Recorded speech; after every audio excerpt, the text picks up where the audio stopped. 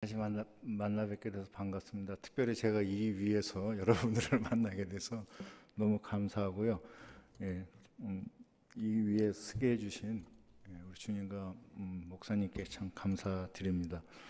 제가 특별히 무슨 설교를 한다기보다 그냥 제가 경험했던 것 중에 몇 가지를 한 두 가지 정도 함께 나누고요. 그리고 기도하는 시간 가졌으면 좋겠습니다. 저와 제 아내가 2019년 10월 6일로 기억하는데요. 우리 하누리교회에서 저희들을 파송 예배를 드려주었습니다. 그래서 2019년 10월 6일 날 파송 예배를 드리고, 그리고 10월 15일 날 다 아시는 대로 아프가니스탄으로 떠나갔습니다. 그래서 10월 17일 날 카불 아프가니스탄에 도착해서 사역을 했습니다. 그러니까 10월 15일부터 사역을 하고, 저희가 아프가니스탄 상황이 나빠지면서 우리 선교 단체인 IMB, 우리 인터내셔널 미션 보드, 우리 서던 베프티스트 선교 기관이죠. 거기서 명령하기를 7월 6일 날 일주일 안에 나가라라는 명령을 저희 그 아프가니스탄 로지스틱 디렉터가 저희 집에 찾아와서 가라고 명령이 이렇게 나왔다고, 미안하다고, 하지만 가라고. 그래서 7월 13일 날 떠나왔습니다. 그리고 여러분 다 아시다시피 제가 7월 13일 날 떠났는데, 그로 딱 한 달하고 이틀 후에 8월 15일 날 카불이 탈레반 손에 떨어지면서 이제 아프가니스탄 전체를 탈레반이 이제 통치하게 되었습니다. 탈레반이 카불을 점령하고 아프가니스탄 전체를 통치하게 되었다라는 뉴스를 집에서 들으면서 사실 마음이 많이 아팠습니다. 무거웠고요. 그리고 어쩌면 굉장히 슬픈 어떤 그런 기간을 지금까지도 그렇게 보내오고 있습니다. 왜 그러냐면요, 혹시 기억나시는지 모르겠는데, 제가 5월에 왔을 때 수염을 기르고 왔다가 요번에 7월 13일 날 와서 교회에 예배드리러 왔을 때 수염을 깎고 왔습니다. 기억 안 나시죠? 수염을 깎았어요. 그러니까 아프가니스탄이 더 이상 안 있을 거니까 깎았는데, 근데 8월 15일 날 카불이 함락되고, 그리고 아프가니스탄 전체를 탈레반이 통치하게 되었다라는 뉴스를 듣고 수염을 다시 기르기 시작했습니다. 왜 그런지 아세요? 탈레반 치하에서는 성인 남자들은 다 수염을 길러야 돼요. 그러니까 제 마음속에는 탈레반 치하에 있는 것 같은 마음이 있는 거예요. 그러니까 제가 탈레반 치하에 있다라는 것보다 그 땅에 남겨두고 온 많은 사람들이 생각이 나는 거예요. 그래서 수염을 기르기 시작했습니다. 지금까지도 기르고 있고요. 언제 깎을지는 모르겠지만 탈레반 치하에서 깎는 거죠. 제가 사역을 하면서 많은 사람들에게 이렇게 말을 했습니다. 굉장히 많은 사람들에게 말했습니다. 예수 그리스도가 여러분들을 사랑하고 여러분의 나라를 사랑하신다.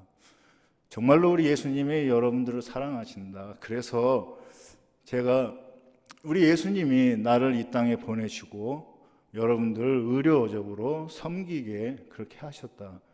많은 사람들이 저에게 물어보거든요. 물어봤습니다.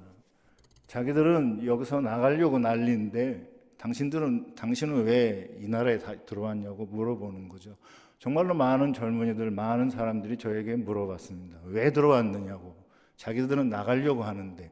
그때 제가 대답한 게 이거였습니다. 예수님이 당신을 사랑하기 때문에, 그리고 이 나라를 사랑하기 때문에 나를 이 땅에 보내서 여러분들을 섬기게 이렇게 하셨다. 그래서 나는 그 예수님의 말씀을 듣고 이곳에 왔다고 이렇게 대답을 하곤 했습니다.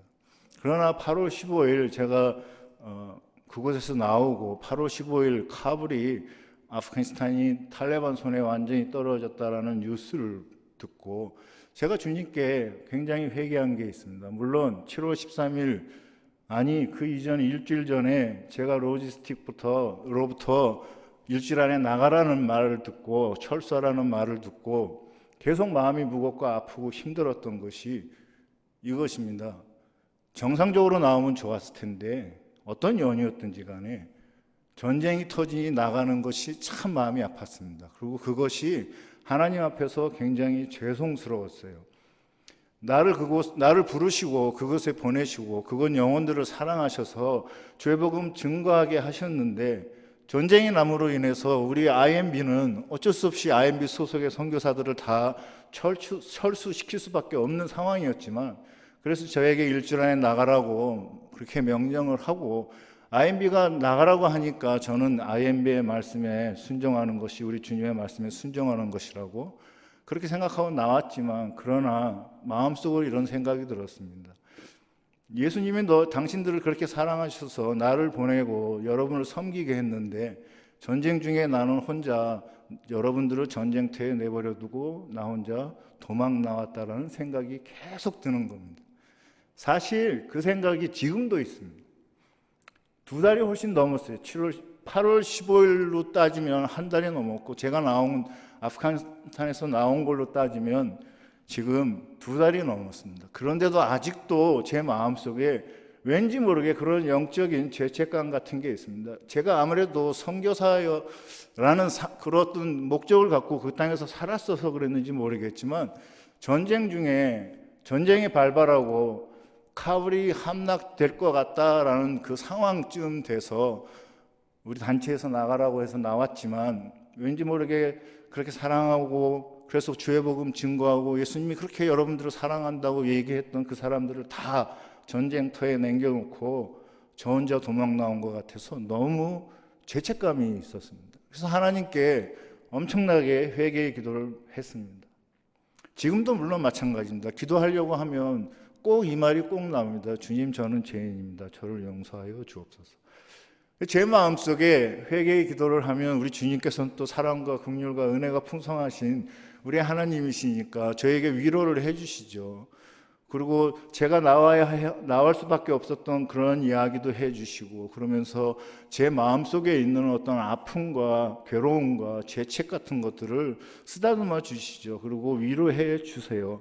그런데도 불구하고 사실 솔직히 한 가지 떨쳐버리지 못한 나름대로 마음속에 죄책 같은 것이 있었는데, 그게 뭐냐면요, 저를 믿고 선교사라고 IMB에서 물론 보내니까 형식적으로 보면 검증받은 선교사 아닙니까? 그래서 우리 침례교에서 보면 저를 믿고 제 아내를 믿고 우리 사랑하는 하늘의 교회가 저를 파송해서 보냈는데, 그런데도 불구하고 제가 아직도 한 번도 여러분들 앞에서 전쟁통에 도망 나왔다고 용서해달라는 말을 해본 적이 없습니다. 그래서 오늘 이 시간에 여러분에게 먼저 용서를 구합니다.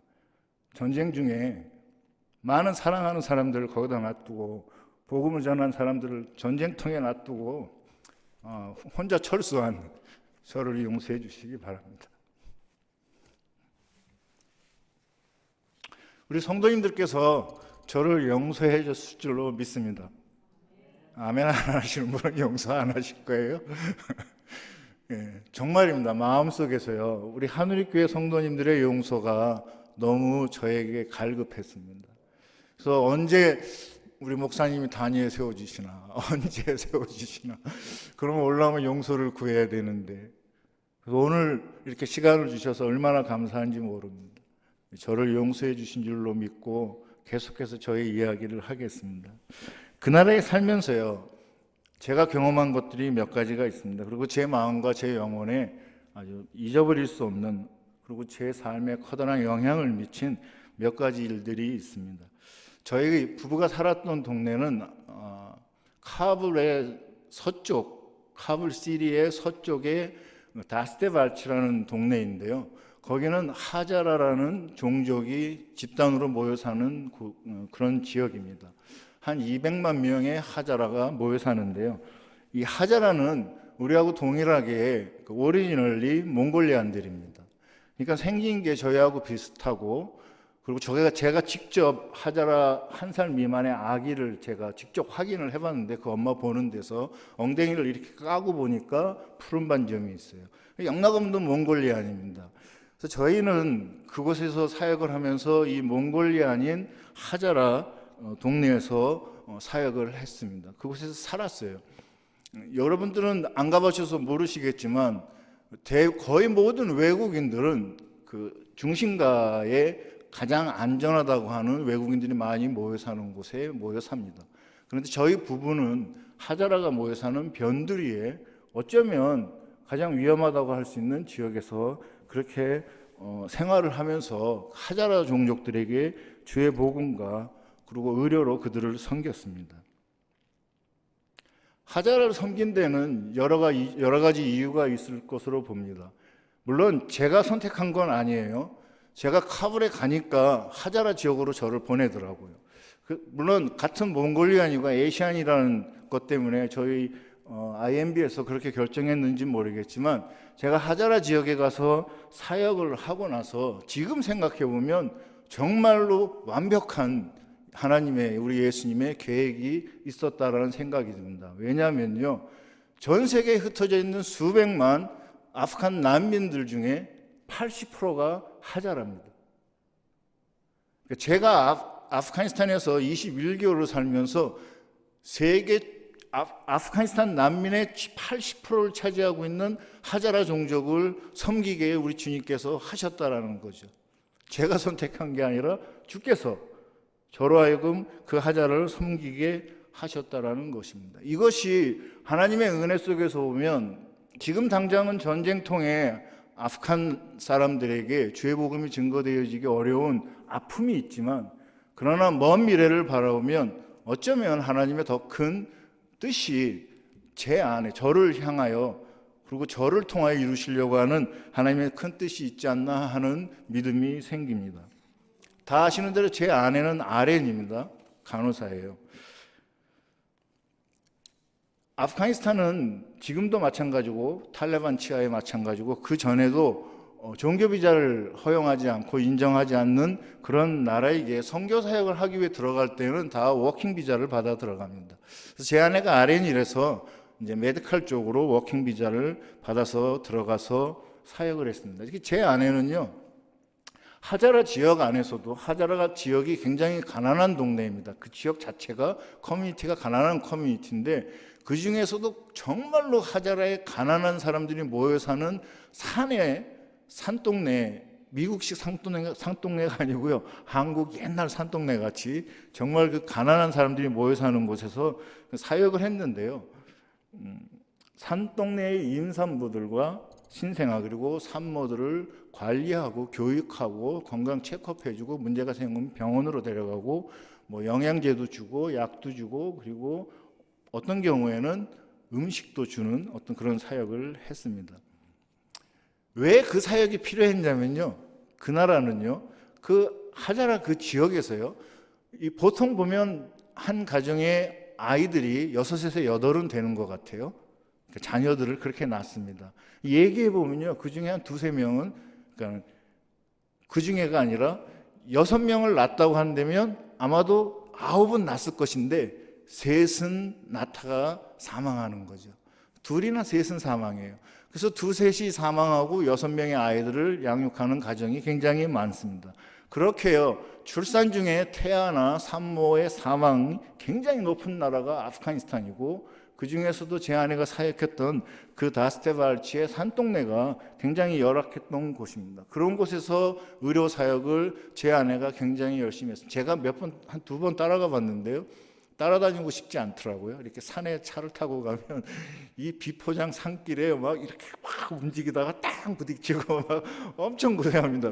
산에 올라가는 데만도, 산에 올라가서도 물건 들고 집집마다 찾아다녀야 되고 굉장히 고생 많이 했어요. 어쩌면 저보다 더 고생 많이 했을지도 몰라요. 제 아내가 관리했던 환자 수가 450명에서 한 500명쯤 됩니다. 굉장히 많은 환자들 관리를 하고 있었죠. 저는 한의사입니다. 다 아시죠? 그죠? 한의사예요. 그래서 피지컬 테라피스트 클리닉에서 제가 한의로 그분들을, 아프간 사람들을 섬겼습니다. 하루에 많게는 한 40여 명, 적게는 한 20여 명, 평균적으로 한 30명 정도 그렇게 환자를 보면서 의료로 아프간 사람들을 섬겼고요. 특별히 제가 피지컬 테라피스트 클리닉에서 사역을 하면서 그 안에 있는 피지컬 테라피스트 3분, 남자 환자를 보는 남자 피지컬 테라피스트, 여자 환자를 보는 여자 피지컬 테라피스트에게 통증을, 일반적으로 쉽게 나타나는 통증 치료를 할 수 있게끔 그렇게 침수를 전수하기도 하였습니다.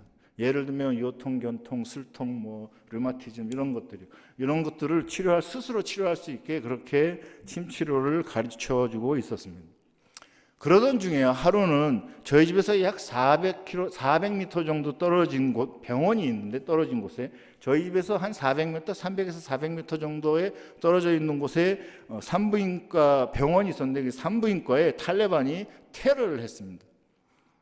평상시에 제가 시장을 가기 위해서 거기 앞을 많이 왔다 갔다 했고요. 그리고 운동 삼아 좀 일부러 걸으려고 할 때도 거기를 많이 그 병원 앞을 왔다 갔다 했는데요.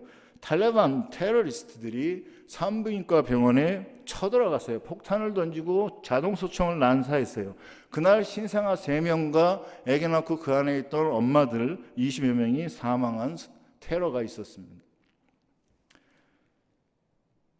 그 테러가 있은 후에요. 뉴스를 제가 다 듣지를 못하니까 영문 뉴스가 있습니다. 그 나라 방송국에서 발행하는 영문 뉴스가 있는데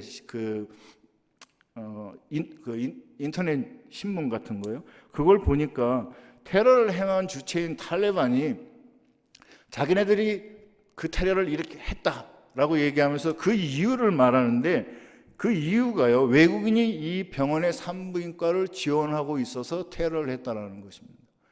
외국인이 그 병원의 산부인과를 지원하고 있어서 그 병원에 들어가서 폭탄 던지고 아기하고 엄마들 많이 죽였다, 이런 이야기를 하는 것을 보았습니다. 솔직히 말씀드리면 그 뉴스를 보고 그 현장을 가서 한번 보고 그리고 나서 제 마음이 조금 위축되었던 것이 사실입니다. 그래서 오늘은 제 얘기 중에 이 위축되고 좀 부끄러운 모습을 말씀드리려고 합니다. 왜냐하면요, 저도 그 나라에서는 외국인입니다. 그리고 저도 그 나라에서 의료기술로 그 나라 사람들을 섬기고 있습니다. 저도 클리닉에서 사역을 하고 있었습니다. 제 아내도 의료인으로 외국인입니다. 그리고 사역하고 있는 그 지역에서 의료적으로 사역을 하고 있습니다. 순간적으로 제 머릿속에 들어온 생각은 이거 잘하면은 탈레반이 클리닉에 올 수 있겠다. 제가 사역하는 클리닉에 올 수도 있겠다. 제가 의료로 섬기고 있고 환자들을 많이 보고 있고 또 테라피스트에게 침술도 가르치고 있으니까 어쩌면 탈레반이 이곳에 와서 폭탄 던지고 자동소총 난사해서 환자들, 피지컬 테라피스트 죽일 수도 있고 혹시 나도 죽을 수도 있겠다라는 그런 생각을 했습니다. 부질없는 생각이죠, 그죠? 정말 부질없는 생각이었을지 몰라요. 그런데 그때 그런 생각이 들었었습니다.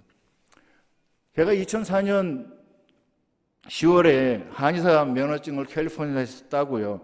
그리고 2005년 3월에 티juana에 처음으로 의료 선교를 갔을 때 마지막 환자가 중풍 여자 환자였는데 성령 하나님께서 그 여자 환자를 그날 바로 고쳐주셨습니다.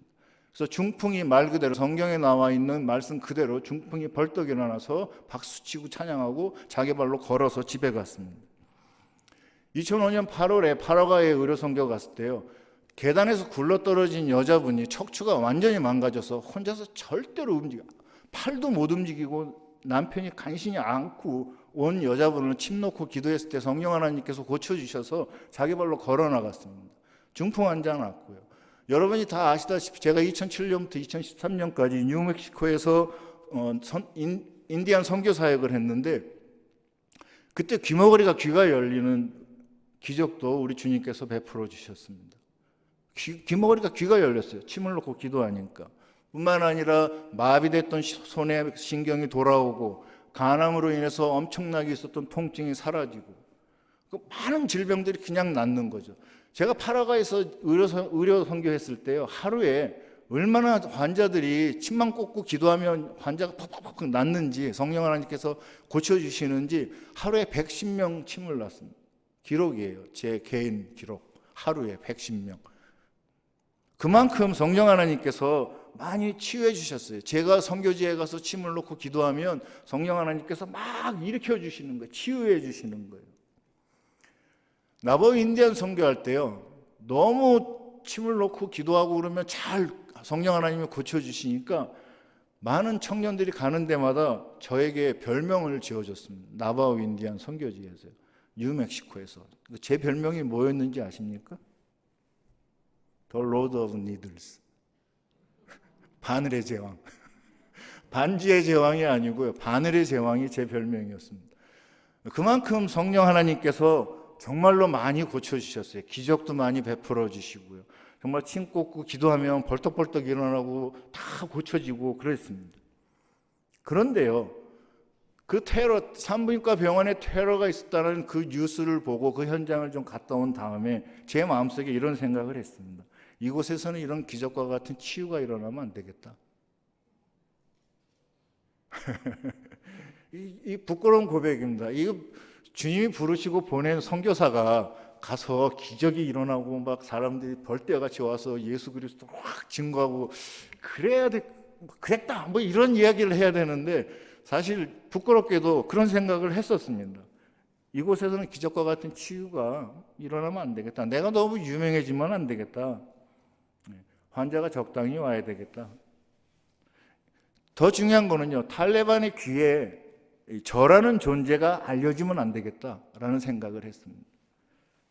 그러면 탈레반이, 만약에 저라는 존재가 탈레반의 귀에 들어가면 아마도 탈레반이 제가 일하는 클리닉에 쳐들어와서 폭탄 던지고 소총을 난사할 수 있기 때문일 것입니다. 그런 생각을 했어요.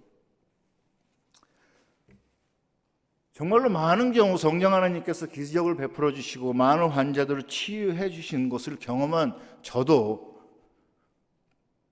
외국인이 지원한 병원에 산부인과에 탈레반이 테러를 가해서 20여 명을 희생시킨 그 이야기를 들으면서요, 탈레반에게 저라는 존재가 알려지는 것이 순간적으로 좀 뭐라 그럴까요? 안 그랬으면 좋겠다.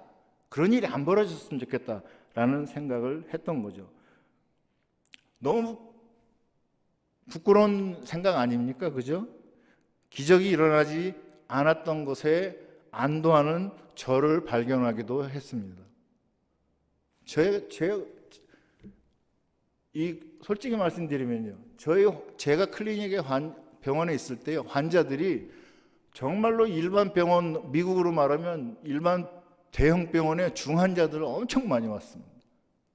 그 사람들이 마지막으로 한국에서 온 한의사에게 기대하느라고요, 정말로 많은 중환자들이 왔는데 한 번도 기적이 일어나지 않았습니다. 정말로 이게 기적입니다. 아마도 제 마음속에서 이 산부인과 테러 때 이게 기적이 일어나면 안 되겠다. 그러면 이 기적에 의해서 소문이 쫙 나서 많은 환자가 정말 막 수근수근거리고 오면 탈레반의 저라는 존재가 알려질 거, 그런 생각이 있었던 거죠. 그래서 기적이 일어나면 안 좋겠다, 안 일어났으면 좋겠다는 생각을 한 적이 있었습니다. 그러던 어느 날이요, 집에 있는데, 그런다고 해서 제가 영적으로나 신앙적으로 완전히 바닥에 곤두박질 쳐 있었던 건 아니었는지 몰라요. 그날 저녁에 제가 음악을 좋아하잖아요. 찬양하는 거 좋아하고 혼자서 밤에 저녁 먹고 제 방에 들어가서 기타 치면서 고래 그냥 찬양을 이것도 하고 저것도 하고 계속해서 한 1시간 동안 찬양을 막 한 날이 있습니다. 그때 이 찬양을 막 부르고 있었습니다. 아무것도 두려워 말라, 주 나의 하나님이 지켜주시네. 놀라지 말라, 겁내지 마라. 주님 나를 지켜주시네. 내 마음이 힘에 겨워 지칠지라도 주님 나를 지켜주시네. 세상의 험한 풍파 몰아칠 때도 주님 나를 지켜주시네. 주님은 나의 산성, 주님은 나의 요새, 주님은 나의 소망, 나의 힘이 되신 여호와. 이 찬양을 막 부르는데요, 막 고래고래 소리를, 큰 소리로 창문 다 열어놓고 그냥 막 온 동네가 다 들으라고요. 막 큰 소리로 찬양하고 있는데 제 마음속에 어떤 음성같이 들리는 게 나타나는 거였어요. 제 마음속에요. 이런 음성이 들려요. 무엇을 두려워하느냐, 무엇을 놀라며 겁내고 있느냐라는 거죠. 그러면서 이런 음성이 들려요. 내가 너를 지켜주리라. 내가 너를 지켜주리라 라는 음성이 들리는데 그 다음에 나오는 음성이 저를 당혹스럽게 만들었습니다. 뭐냐면요, 너는 내가 너의 무엇을 지켜주기를 원하느냐? 내가 너의 생명을 지켜주기를 원하느냐? 너의 재물을 지켜주기를 원하느냐? 너의 명예를 지켜주기를 원하느냐? 너의 명성을 지켜주기를 원하느냐? 내가 너의 믿음을 지켜주겠다 라는 말씀을 해주시는 거예요. 사실 그곳에서요, 산부인과 병원에 대한 테러를 바로 저희 집 옆이에요. 멀지 않아요. 맨날 제가 왔다 갔다 하던 곳이고, 거기다가 특별히 외국인이 지원하던 병원이라고 테러를 한 그 테러의 소식을 듣고 그 현장을 보고 제가 위축되고 막 엉뚱한 생각들을 하고 있을 때 주님께서 저에게 말씀하신 것은 탈레반으로부터 내 생명을 지켜주겠다라는 말씀이 아니더라고요.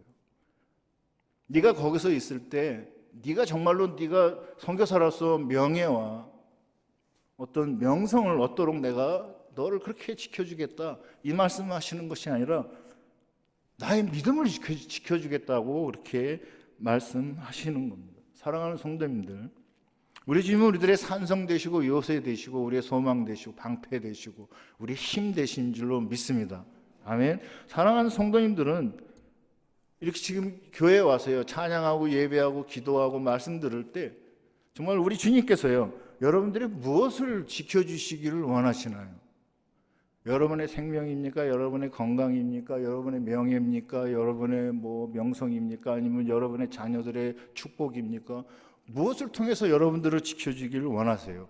저는 그런 생각이 들었어요. 그날 이후로 내가 내 믿음을 지키고 살아갈 수만 있다면 그것이 가장 큰 하나님의 나에 대한 돌보심이시고 나를 지켜주심이라는 생각이 들었습니다. 그런 믿음이 들었어요. 여러분이 여기 와서 지금 왜 예배를 드리시나요? 여러분이 스스로 여러분의 믿음을 지켰나요? 저는 그렇게 믿지 않아요. 우리 주님께서 여러분의 믿음을 지켜주셨기 때문에 지금 이곳에서 주님을 예배하는 줄로 믿습니다. 저의 삶이 그곳에서 너무 힘들고요, 테러라고 하는 것들은 가서 이렇게 보면은요, 정말로 그건 광기입니다. 광기, 미친 짓이에요. 그런 광기가 난무하고요, 하나님 나라의 확장과 한 영혼의 구원이라고 하는 것은 전혀 찾아볼 수가 없고요, 신실되게 그렇게 살 수 없는 그런 것 같은 환경 속에서 있음에도 불구하고 우리 주님께서 나약하고 위축되어지고 뭔가 근심 걱정하고 있는 저를 향하여 내가 탈레반으로부터 너를 지켜준다라는 말씀이 아니라 너의 믿음을 지켜주겠다라는 말씀을 하시는 것이에요. 테러의 광기, 아주 극단적인 상황들이 몰아친다 해도 우리 주께서 저의 믿음을 지켜주시면요, 그러면 제가 그곳에서 주께서 저를 그곳에 보내신 주님의 뜻과 목적에 따라서 저의 삶을 살아갈 수 있다고 그런 믿음이 생겼어요. 그리고 사역에 대해서 나름대로 최선을 다해 보려고 노력을 했습니다. 아까도 말씀드렸지만 그러나 기적은 한 번도 안 일어났습니다. 열심히 사역을 하긴 했어요. 저희 주님께서요, 너의 믿음을 지켜주시겠다라는 그 말씀에 대해서 제가 주님 나의 믿음을 지켜주시니 제가 주께서 원하시는 사역, 주께서 저를 이곳에 보내시고 하기를 원하시는 그 사역을 위해 나름 헌신하며 충성하겠습니다. 주께서 복을 주시고 은혜를 부어 주셨어요. 그래서요, 저희 언어 선생님이 저에게 아프가니스탄 퍼시안을 가르쳐 주시던 언어 선생님이 1년 만에 예수님을 영접했어요. 53세의 방송 작가요. 지난 주일날 사진에서 나왔던 그 가장 방송 작가면서 신문사 편집장을 지내셨던 분이에요. 근데 그분이 예수님을 영접하고 저에게 침례를 받았어요. 12살 먹은 소녀가 있는데 노래를 굉장히 잘해요. 그래서 방송국에 나가가지고 세상 노래를 막 부르고 그거를 또 아버지가 자랑을 하는 거예요. 그래서 제가 물론 그 아버지가 예수 믿는 분이고 어머니도 예수 믿는 분인데 그걸 저한테 이렇게 자랑을 하는 겁니다. 그래서 하루는 제가 그 소녀와 가족 엄마 아빠를 앉혀놓고 제가 이렇게 얘기했습니다. 얘가 평생 이런 세상 노래 하기를 원하느냐 아니면 하나님을 찬양하기를 원하느냐. 내가 믿기로는 하나님이 우리 주님이 이 소녀 너의 딸을 통해서 이루시기를 원하시는 것은 너의 딸이 앞으로 미래에 교회의 워십 리더가 되는 것이다. 그래서 이 소녀가 제 말을 받아들였습니다. 그리고서는 저에게서 기타를 배웠어요. 완전히 배우지는 못했는데 제가 나와버렸죠. 피지컬 테라피스트에게요, 주의 복음을 증거하고 계속 같이 거의 매일 같이 있으니까요. 주의 복음을 증거하고, 그리고 특별히 무엇이 성경적인 의사상인가, 돈을 쫓는 것이 정말로 성경적인 의사인가, 아니면 주님의 사람들, 우리 예수님께서 사랑하시는 너의 사람들을 정말로 열심히 섬기는 것, 그것이 정말로 성경이 말하는 의사인가 하는 것들을 서로 얘기하면서 그들에게 주의 복음을 증거했어요. 저희 집 주인 할아버지 가족이 16명입니다.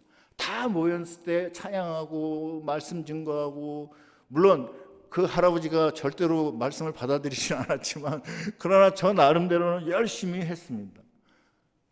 군인 여군에게도 복음을 증거하고, 경찰에게도 복음을 증거하고, 공군 헬리콥터 조종사에게도 복음을 증거하고, 미용사에게도 증거하고, 복음을 열심히 증거를 했습니다. 그래서 그런지 주께서 은혜를 베풀어 주시고 2명에게 침례를 베푸는 은혜를 주셨습니다. 한번 생각을 해보세요. 여러분들이 뉴스에서 들은 탈레반이 있는 그 나라에서 침례를 준다라는 것은 걸리면 죽는다라는 걸 각오해야 됩니다. 그럼에도 불구하고 침례를 주는 은혜를 베풀어 주셨어요. 2명을 침례를 줬습니다. 저는 그렇게 믿었습니다. 제가 산부인과 테러로 인해서 위축되었던 제 마음을 주께서 위로해 주시고 강하게 붙들어 주신 말씀, 내가 너의 믿음을 지켜주리라. 그 말씀 그대로 주께서 저의 믿음을 지켜주셔서 4명의 사람들이 복음을 듣고 예수님을 영접하고 2분이 침례를 받는 그러한 은혜를 저희에게 베풀어 주셨습니다. 제가 그 나라에서 살면서 21개월의 짧은 기간을 살면서요, 참 만났던 많은 사람들이 있습니다. 그 사람들이 잊혀지질 않아요. 복음 전했던 사람들, 예수님 영접한 사람들, 침례 받으신 분들, 저희 집 건물의 주인과 그 주인 딸과 손녀와 아들과 손자, 손녀들, 평범한 카불의 사람들, 길거리에서 마주쳤던 많은 사람들, 참 생각이 많이 납니다. 특별히 이런 사람도 생각이 나요. 뉴스에 나와가지고 이 팬데믹, 이 카란틴이니까 집에서 나오지 마, 막 그러고 방송하고 막 경찰들이 막 그러는데 방송국에 인터뷰하기를 테러로 죽나 굶어 죽나 코로나로 죽나 죽는 건 매한 가지니 하면서 밖에 나와서 살기 위하여 생존을 위해 몸부림치던 사람들, 그 많은 사람들이 생각이 납니다. 저는 피트니스 클럽 가서 운동 좀 한다고 일부러 피트니스 클럽 가서 십자가 목걸이 막 보여주면서 운동하면서 너 크리스찬이냐라고 물어보면 그런 젊은이들하고 함께 대화했던 그 많은 젊은이들, 사우나에 가서 우통 벗고 십자가 보여주고 일부러 막 왔다 갔다 하면서 젊은이들하고 대화하면서 너 크리스찬이냐 그러면 예수님을 얘기했던 그 많은 젊은이들, 그 사람들이 생각이 나요. 길거리를 걸어가면요, 길거리를 한 30분 이렇게 걸어 다니면 한 7, 80%가 저를 쳐다봅니다. 7, 80%가 저를 쳐다보는데 특별히 외국인이니까 아마 쳐다보는 것 같아요. 보면 안 됩니다. 걸음걸이가 틀리고 뭐가 틀리고 그래서 안 돼요. 외국인이라는 걸. 그래서 외국인이 걸어다니는 걸 처음 봐서 그런지 저를 그렇게 쳐다봐요. 특별히 어린아이들이 저만 보면 그렇게 좋아합니다. 서로 쿡쿡 찌르고 저를 손가락치면서 나보라고 그러면서 킥킥대고 웃습니다. 그 아이들이 다 생각이 나요. 아프간 사람들은요, 대부분의 아프간 사람들은 탈레반을 무슬림이라고 생각하지 않습니다. 그 사람들은 탈레반은 동물이라고 생각을 해요. 짐승들이라는 것이죠. 그렇게 저에게 말하던 많은 사람들, 제가 탈레반에 얘기하면 그 짐승들 얘기하지 마, 그 동물들 이러고 얘기하던 많은 아프간 사람들이 생각이 나요.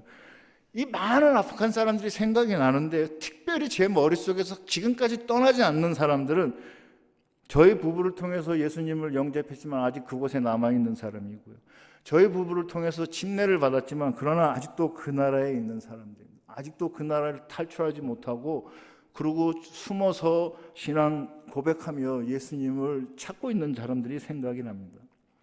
뿐만 아니라 복음은 저희들에게 들었지만 그렇지만 아직 복음에 반응하지 않고 영접하지 않은 그 많은 사람들도 생각이 나고요.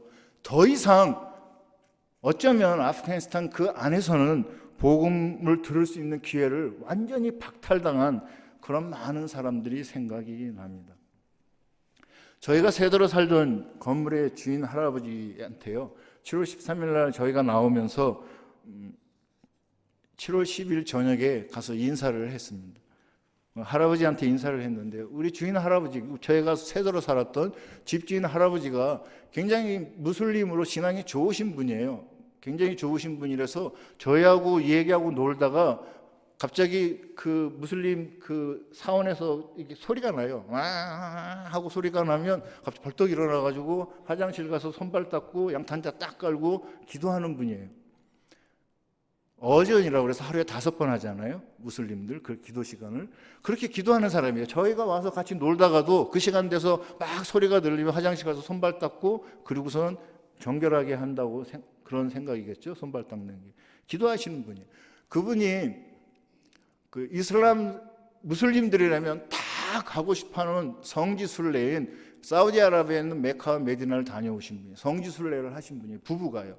그리고 이분이 시아 무슬림이라 가지고 시아 무슬림만의 성지가 또 있는데 그 이맘 후세인이 살해당한 이라크의 어느 지역이 시아 무슬림의 성지인데 거기도 성지 순례를 갔다 오신 분이에요. 굉장히 믿음이 좋으신 분이에요. 저희하고 얘기하다가 저희가 크리스찬이라는 걸 알거든요. 저희가 예수 믿는 사람이라는 걸 알지만 저희가 뭔가 얘기하려고 그러면 그분도 그냥 영락 없이 막 코란을 얘기하고 알라가 어떻고 뭐 이러면서 저에게 막 말하시는 믿음이 굉장히 좋으신 분이에요. 이제 그분에게 인사하러 갔습니다. 이제 마지막 작별 인사죠. 이제 우리 내일 떠납니다. 회사에서 우리를 나가라고 합니다. 그분이 위로하세요. 전쟁이 났으니 너희 같은 외국인들은 나가는 것이 당연하다. 미안해하지 말고 안전하게 나가라라고 얘기를 했습니다. 근데요, 그 할아버지의 같이 사는 딸이 있는데 딸의 12살 먹은 소녀가 있습니다. 12살 먹은 소녀가 굉장히 이쁜 소녀예요. 나중에 제가 궁금하시면 사진을 보여드리겠습니다. 얼마나 예쁜지. 제가 저를 할아버지라고 부르는 소녀예요. 뉴스를 들으셨는지 모르겠지만 12살 먹은 소녀부터 탈레반이 콕 집어서 나하고 결혼해 그러면은 강제 결혼을 해야 하는 나이입니다. 12살 먹은 애. 12살이면 중등교육을 받아야 되기 때문에 학교를 가지를 못합니다. 중학교, 고등학교를 못 가는 거죠. 그리고 중학교, 고등학교를 못 가니 대학도 못 가는 거고 그 아이의 인생은 이제 끝났다고 보시면 되는 거죠. 그러니까 제가 마지막 인사하면서 그 소녀, 제 손녀딸을 가리키면서 진짜 손녀딸은 아니고요. 그 할아버지의 손녀딸. 이 아이 어떡하냐고. 그리고 제가 염려하는 이야기를 했습니다. 이 탈레반 치하에서 이 아이 어떡하냐. 이 할아버지가 농담삼아 이 말을 했습니다. 가방에 넣어서 가지고 가라고. 미국에. 물론 그렇게 가져올 수는 없지만 이 할아버지가요. 제가 이 소녀, 네 손녀딸 이 아이 탈레반 치하에서 어떡하냐라고 걱정하니까요. 이 할아버지가 갑자기 얼굴색이 어두워지면서요. 그러면서 이렇게 말하는 것입니다. 나의 하나님, 알라죠. 알라. 우리가 이슬람에서 말하는 알라. 나의 하나님은 아프가니스탄을 위해서 아무것도 하지도 않고 아무것도 할 수 없다고 이렇게 얘기하는 겁니다. 저하고 얘기할 때요. 21개월, 건 21개월 동안 이야기를 하고 많은 시간 대화하고 그랬을 때 그렇게 이슬람에 대한 신앙을, 무슬림의 신앙을 얘기하시던 분이, 코란을 얘기하시던 분이 마지막에서요. 저희하고 헤어질 때 알라는 자기들을 위하여 아무것도 하지 않고 할 수도 없다라고 이야기하는 거예요. 제가 그 말을 듣는 순간에 이 할아버지의 믿음, 이슬람의 믿음, 무슬림으로서의 믿음이 무너지고 있구나. 그리고 사회적인 어떤 그분이 가지고 있던 신념 이런 것들도 무너지고 있구나라는 생각을 했습니다. 그런데요, 제 아내가 굉장히 조그맣잖아요. 제 아내가 아주 순하게 생기고 근데 이럴 때는 굉장히 용감합니다. 갑자기 그렇게 아주 이렇게 뭐라 그럴까 이렇게 힘있게 얘기하는 것이에요. 너의 하나님은 알라예요. 그분들도 압니다. 너의 하나님. 그러면 너의 하나님은 아프가니스탄을 위해서 아무것도 할 수 없고 아무것도 하지 않는 그런 하나님이지만 나의 하나님은 예수 그리스도를 말합니다. 그들도 알고 있습니다. 나의 하나님은 너의 아프가니스탄을 위해서 무엇이든지 할 수 있는 전능하신 하나님이시다라고 고백을 했습니다. 이 말을 듣는 그 할아버지의 표정이요. 순간적으로 기쁨도 아니고 슬픔도 아니고 묘한 표정을 짓고 있었지만 그러나 그 표정 속에서 또 지금까지와 다른 할아버지의 모습을 볼 수가 있었어요.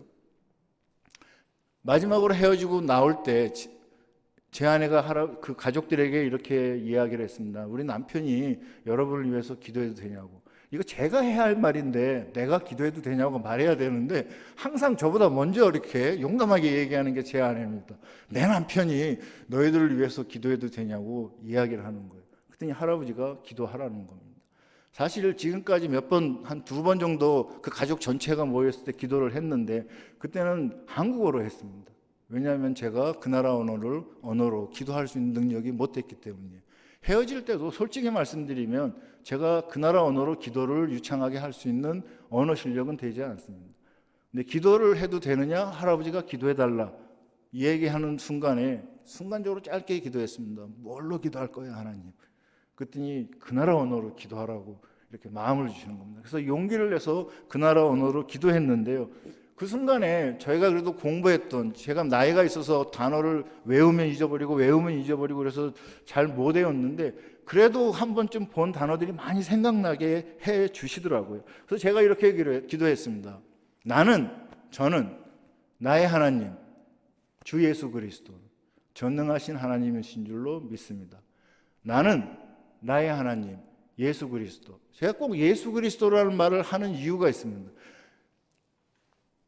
그 기독교를 페르시아어로 사용을 할 때 이 페르시아 무슬림들이 사용하는 모든 용어를 그대로 거의 갖다가 씁니다. 그러니까 하나님 그러면 그 사람들이나 우리나 똑같은 단어를 써요. 그러니까는 제가 만약에 그냥 하나님 그러면 그 사람들이 무슬림의 하나님이라고 생각할 수 있습니다. 그래서 꼭 예수님의 이름을 꼭 집어넣는 거죠. 나의 하나님 우리 주 예수 그리스도는 전능하신 하나님, 사랑의 하나님, 모든 사람들을 돌보아 주시는 하나님, 그리고 모든 이들을 구원하시는 하나님이신 줄로 믿습니다. 나의 하나님 나의 주 예수 그리스도는 구원의 하나님이신 줄로 믿습니다. 그러니까 주께서 은혜를 주시고 사랑을 베풀어 주셔서 이 가족과 이 민족과 이 나라를 구원하여 주옵소서라고 기도를 했습니다. 그리고 예수 그리스도의 이름으로 기도합니다. 마쳤을 때요, 정말 놀라운 일이 벌어진 게 그 할아버지가 아멘 하는 거예요. 그래서 제가 물론 이제 아멘 그런다고 해서 그 크리스찬이 됐다라는 의미는 아니고요. 무슬림들도 기도 끝나면 아멘 합니다. 그러니까 아멘은 다 같이 사용하는 단어인 것 같아요. 근데 본인이 제가 예수 그리스도의 이름으로 기도하고 예수 그리스도께서 이 가족과 이 민족과 이 나라를, 아프가니스탄을 구원해 달라고 그렇게 기도를 했는데 그 할아버지가 아멘 하시는 거예요. 그래서 저 깜짝 놀랐습니다. 이 할아버지가 아멘이라고 그러네. 갑자기 미쳤나? 왜 그러지? 이 할아버지가 겸연쩍었나 봐요. 자기가 아멘 해놓고 그러고서는 제 아내에게 물어보는 겁니다. 아멘이 무슨 뜻인지 알아? 그러고 물어보세요, 제 아내한테. 그러니까 제 아내가 알고 있다고. 그러니까 저희들 마음속에서는 그 할아버지가 제가 하는 기도의 내용을 100% 알아들었는지는 모르겠지만 아마 알아들었을 것으로 믿습니다. 다 알아듣고 예수 그리스도의 이름으로 기도했는데 아멘 하고서는 아멘의 의미를 자기 스스로 얘기를 하더라고요. 제 아내가 알고 있다고 했는데도 자기 스스로 말하기를 나도 그렇게 되기를 원한다, 나도 동의한다 라는 의미라고 그렇게 이야기를 하는 겁니다. 그 순간에 저는 그런 생각이 들었어요. 지금 이것이 어쩌면 아프가니스탄에 남아있는 많은 무슬림들의 마음이 아닐까. 그들이 정말로 신앙이 좋았던 이 할아버지와 같은 무슬림이었든 아니면 그냥 명목상의 무슬림이었든 그들의 마음이 이렇게 무너지고 있지 않나 하는 생각이 들었습니다. 저희 부부가 그 나라에서 살면서요, 사실 테러가 횡행하는 그런 나라에서 사역을 한다는 것이 사실 쉽지는 않았습니다. 쉽지는 않았지만은요, 그러나 저희에게 주신 하나님의 말씀을 부여잡고 묵상하면서요, 그 말씀 붙잡고 사역을 했습니다. 그것이 오늘 본문의 말씀이에요. 하박국 3장 17, 18절이에요. 비록 무화과 나무가 무성하지 못하며 포도나무에 열매가 없으며 감람나무에 소출이 없으며 밭에 먹을 것이 없으며 우리의 양이 없으며 외양간에 소가 없을지라도, 이 말씀은요, 제가 보기에 정상적으로 있어야 할 것들, 사람들을 위하여, 이 땅에서 살아가는 모든 인류를 위하여 정상적으로 있어야 할 것들이라고 믿습니다. 무화과나무가 무성해야 돼요. 그것이 정상입니다. 포도나무에 열매가 있어야 돼요. 감람나무에 소출이 있어야 됩니다. 밭에 먹을 것이 있어야 돼요. 그럼에도 불구하고 지금 아무것도 없는 겁니다. 정상적이지 않은 상황이 되어진 것이에요. 어떻게 보면 업사이드 다운이 되고 엉망진창이 된 겁니다. 아프가니스탄 상황이 그렇지 않아요. 지금 완전히 아수라장 난장판이 된 것 같은 그런 세상이에요. 그럼에도 불구하고요, 하박국 선지자는 그러한 상황 속에서도 하박국 선지자가 고백하는 건 이것입니다. 나는 기뻐한다. 왜냐하면 나의 구원의 하나님으로 말미암아 기뻐한다는 겁니다.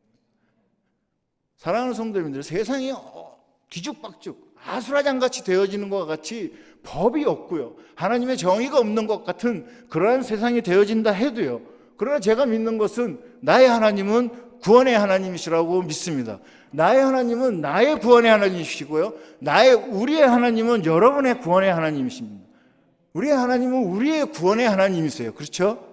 우리의 하나님은요, 그들의 구원의 하나님이시기도 믿습니다. 그들의 구원의 하나님이시다는 것이죠. 우리의 하나님은 저와 여러분만의 구원의 하나님이 아니라는 것이죠. 그들의 구원의 하나님도 되신다는 거예요. 우리 하나님은요, 모든 인류의 구원의 하나님이세요. 우리 하나님은요, 모든 호흡 있는 자들의 구원의 하나님이세요. 우리 하나님은요, 무슬림의 구원의 하나님이시고, 우리 하나님은 불교도들에게도 구원의 하나님이시고, 우리 하나님은 힌두교도들에게도 구원의 하나님이시고, 우리 하나님은요, 무신론자에게도 구원의 하나님이세요. 그러게요, 하나님이 가장 기뻐하시는 것은 이 모든 사람들이 구원을 이루고 하나님께로 나아오며 하나님께 고백하는 겁니다. 나의 구원의 하나님 여호와로 말미암아 나는 감사하고 기뻐합니다 라고 고백하기를 원하시는 것이라고 믿습니다. 그래서요, 이런 생각이 들었어요. 비록 지금 제가 그곳에서 전쟁통에 도망 나와 있지만, 그러나 주님의 은혜로 그 가운데서 그곳에서 살면서 수십여 명에게, 아마 한 60~70명은 될 것 같아요, 복음을 뿌렸는데 우리 구원의 하나님께서 그들의 구원의 하나님이 되시어서 저희가 뿌려놓은 씨에 물을 주시고 열매를 맺으실 줄로 믿습니다. 그래서 많은 아프간 사람들도요, 예수 그리스도의 피를 힘입어서요, 성소에 담대히 나아가는 그날이 올 줄로 믿습니다. 많은 아프간 사람들이요, 예수 그리스도의 국렬하심을 얻어서요, 은혜의 보좌 앞으로 담대히 나아가는 그날이 올 것으로 믿습니다. 왜냐하면요, 그들도 우리 하나님께서 사랑하시고 또 그들에게도 우리 하나님은 구원의 하나님이신 줄로 믿기 때문입니다. 저와 제 아내는요, 아까 목사님 말씀하신 대로 이제 한 10월, 11월, 12월 이렇게 3개월만 지나면 프랑크푸르트 독일로 가게 됩니다. IMB에서 저에게 다시 부여한 저의 사역은 유럽에 있는 아프가니스탄 난민들을 사역을 하는 것입니다. 아까도 말씀드렸다시피 처음에 저희가 왜 하자라 지역에 갔는가 하는 것이 너무나도 하나님의 큰, 저희 안에서 가지고 계신 그분의 큰 섭리 안에서 이루어진 일이라고 믿습니다. 저희는 아프가니스탄을 못 들어가니까요, 이제는 유럽으로 가서 아프간 난민들을 사역하게 되는데요, 제 안에 가지고 있는 꿈, 주께서 저에게 주신 아프간 난민 사역에서의 비전이 있습니다. 그것이 무엇이냐면요, 아프간 난민이 아프간 난민을 선교하는 것입니다. 아프간 난민을 복음을 전하고 예수 그리스도를 영접하게 하고, 그 다음에 양육한 다음에 교회를 세우고 지도자를 양성한 다음에 그 아프간 난민들이 아프간 난민들에게 주의 복음을 증거하는 것입니다. 그것이 저에게 주신 아프간 난민 사역의 지금 꿈이며 비전입니다. 두 번째는요, 이렇게 세워진 예수 그리스도의 아프간 난민 믿음의 공동체가 지금은 어둡고 아수라장같이 되어져 버린 자기의 동족들을 향하여 어떤 형태로든 자기 동족들에게 복음을 증거하는 그날이 오는 것을 꿈꾸고 있습니다. 그 꿈을 갖고 독일로 가게 되었습니다. 그리고 저희 IMB에서 저에게 또 말씀하시는 것은 독일뿐만 아니라 레스보스 섬이라고 들어보셨어요? 뉴스에 많이 나오는데 거기 아프간 난민이 굉장히 많습니다. 그 레스보스 섬까지 담당하게 그렇게 저에게 말씀을 하셨어요. 그래서 제 사역지가 독일과 레스보스 섬이 될 겁니다. 제가 부탁드리는 것은, 그러니까 제가 꿈꾸는 것은 또 한 가지가 있다면, 하늘의교회 단기선교팀이 제가 레스보스에 있을 때 오시는 겁니다. 그래서 함께 난민 사역을 감당했으면 좋겠습니다. 사랑하는 성도 여러분, 여러분들 우리 하나님이 구원의 하나님이신 줄로 믿습니까? 아멘. 우리 하나님은요, 무슬림의 하나님이시기도 하고요, 무신론자의 하나님이시기도 합니다. 그분의 구원의 하나님이시라는 것이죠. 그 하나님께서 저희를 먼저 부르시고 구원을 주시고 저에게 하나님의 자녀의 특권을 주신 이유가 그들에게도 주의 복음을 증거하고요, 예수 그리스도의 피로 말미암아 그들이 구원을 이루고 하나님께 함께 나와 예배하고 찬양하기를 원하시는 것입니다. 우리 하누리교회가요, 아프간 난민뿐만 아니라 아직 예수를 영접하지 않은 이 지역의 많은 사람들에게 다가가세요. 주의 복음 증거하며 하나님 나라 확장에 크게 쓰임받는 성도님들, 그리고 하누리교회 되기를 예수님의 이름으로 축원합니다.